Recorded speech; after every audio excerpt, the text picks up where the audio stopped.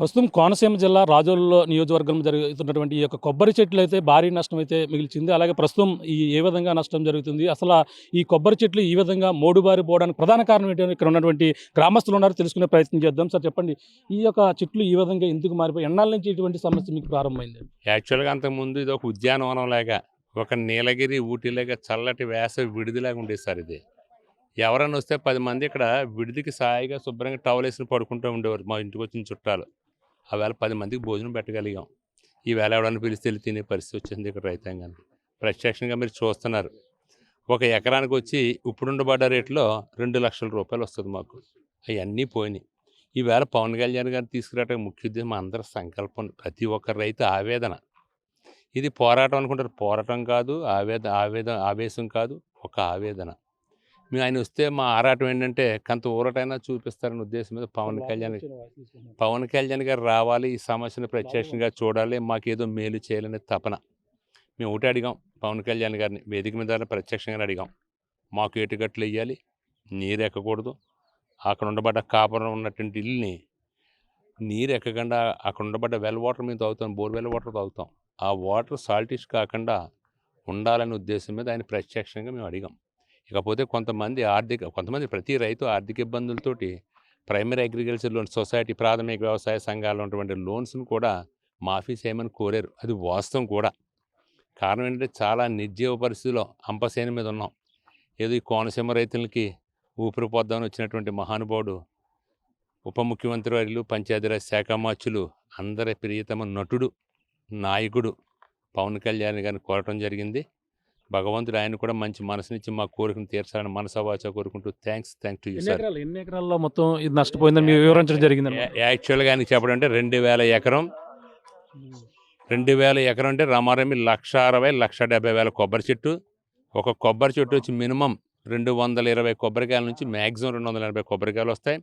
ఒక ఎకరానికి వచ్చి ఇప్పుడు ఉండబడ్డ రేట్లలో 2 లక్షల రూపాయలు ఒక సంవత్సరానికి అన్ని ఖర్చులు పోను 2 లక్షల రూపాయలు రైతుకి మిగులుతుంది. అది సొంతంగా చేసినట్టయితే 3 లక్షలు మిగులుతుంది. అది ఒక ఎకరానికి. ఇప్పుడు దేనివల్ల నష్టపోయిందంటే ఒక పక్కన ఆక్వా చెరువుల వల్ల కూడా ఇబ్బంది ఉంటుంది అంటే క్లియరెన్స్గా మీ దగ్గర ఎటువంటి డేటా ఉందని కూడా అడగడం జరిగింది. ఇది మేము చెప్పిందంటే ప్రతిదీ కూడా ప్రణాళికాబద్ధంగా మీ దగ్గర ఏమైనా ప్రూఫ్ ఉందని అడుగుతున్నారు ఆయన.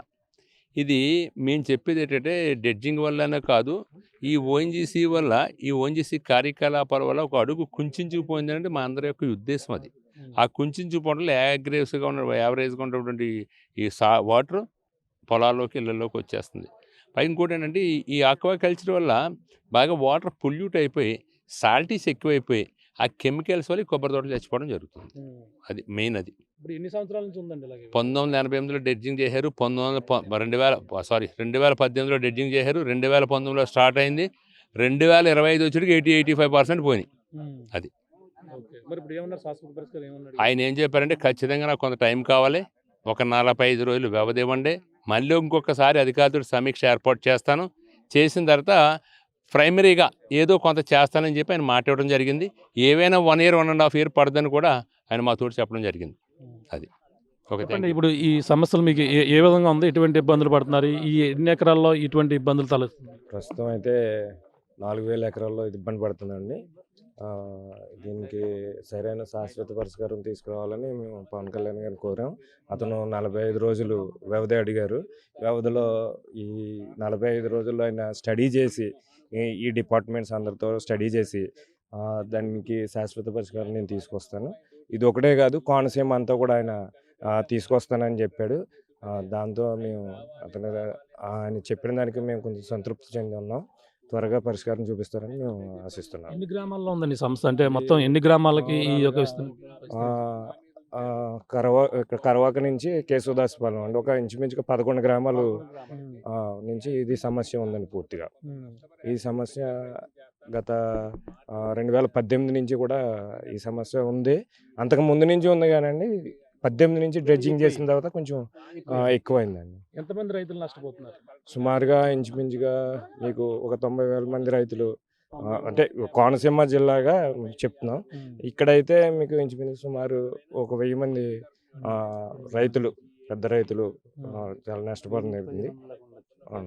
అంటే ఇప్పుడు ఉప్పు నీరు వల్ల ఇప్పుడు దీనికి ప్రమాదం పొంచి ఉందా? అలాగే ఏదైతే డ్రైన్ వాటర్ వల్ల వస్తుందా? లేదంటే ఆక్వా చెరువుల వల్ల ఈ నష్టం వాటిల్లిందా? రెండూనండి. ఇప్పుడు డ్రైన్ నుంచి కూడా వస్తుంది. ఉప్పుడేరు అన్నది ఆటుపోట్లకి బాగా వచ్చి 15 రోజులు అటు 15 రోజులు ఇటుగా ఉంటుంది. డ్రైన్ పొంగటం వల్ల కూడా మనకి వస్తున్నాయి. ఆయన అడిగినట్టు ఇందాక పవన్ కళ్యాణ్ గారు మాట అడిగారండి. దీనికి డ్రైన్‌కి ఆనుకుని ఏమన్నా ఆక్రమణలు ఉన్నాయని. కొంతవరకు ఉన్నాయండి. కొంతవరకు ఆక్రమణలు ఉన్నాయి. ఆక్వాకల్చర్ వల్ల కూడా దీనికి కొంత ఇబ్బందులు ఉన్నాయండి.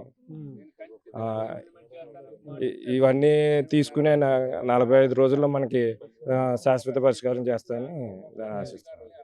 చెప్పండి, ఏంటి ఈ యొక్క కొబ్బరి చెట్లు ఎందుకు ఇంతగా మోడుబారి పోవడానికి ప్రధాన కారణం ఏంటని చెప్పడం జరిగింది? ఇప్పుడు పవన్ కళ్యాణ్ గారి దృష్టికి ఏం చెప్పడం జరిగింది?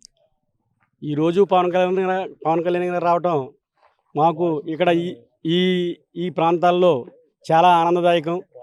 ఎందుకంటే మాకు కేవలం డ్రెడ్జింగ్ వల్ల, ఆక్వా సాగు వల్ల, అలాగే ఓఎన్జీసీ ప్రభావం వల్ల ఈ గ్రామాలలో మా 13 గ్రామాల్లో కూడా ఈ కేసినపల్లి, కరవాక మరి తదితర గ్రామాల్లో చాలా ఇబ్బంది పడుతున్నాం.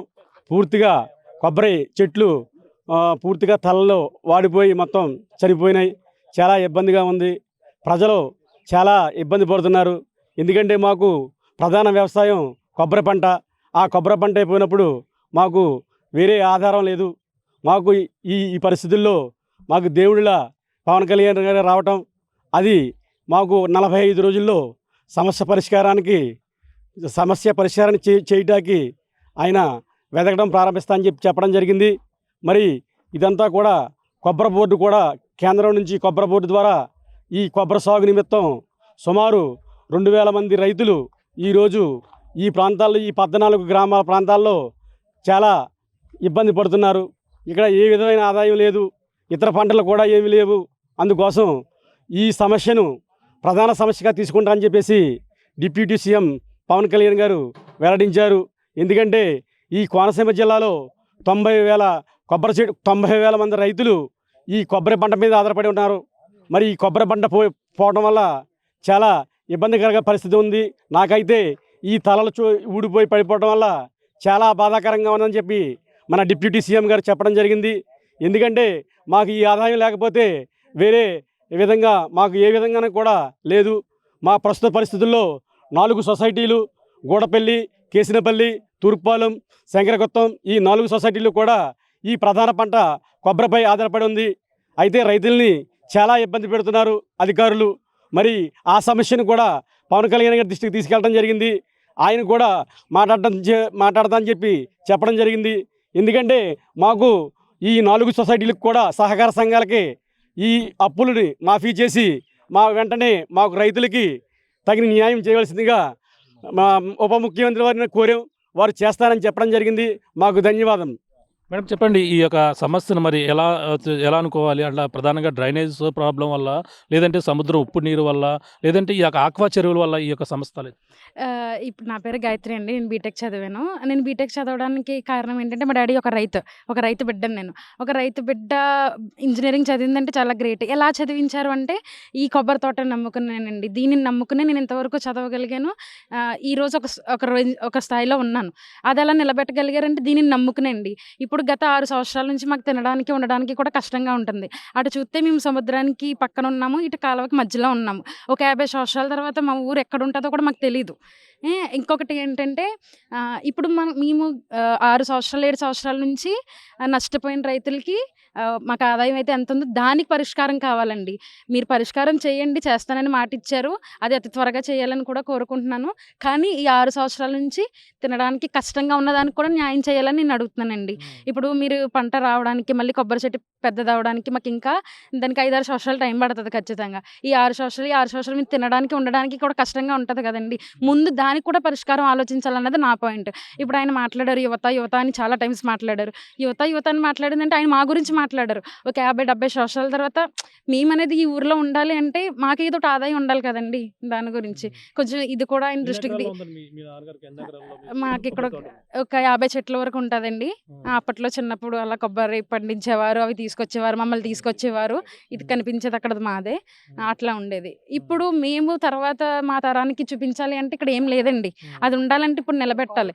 మాకు ఇప్పుడు తీసుకుని డెసిషన్ ఏదైనా సరే అతి త్వరగా తీసుకుని అతి త్వరగా సొల్యూషన్ తీసుకురావాలి.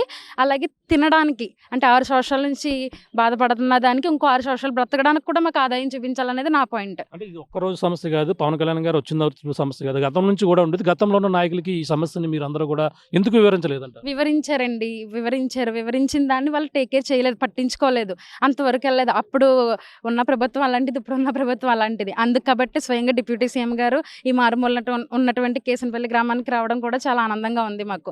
అండ్ దీని గురించి సార్ట్అవుట్ చేస్తారని అతి త్వరగా కూడా కోరుకుంటున్నాం. Thank you.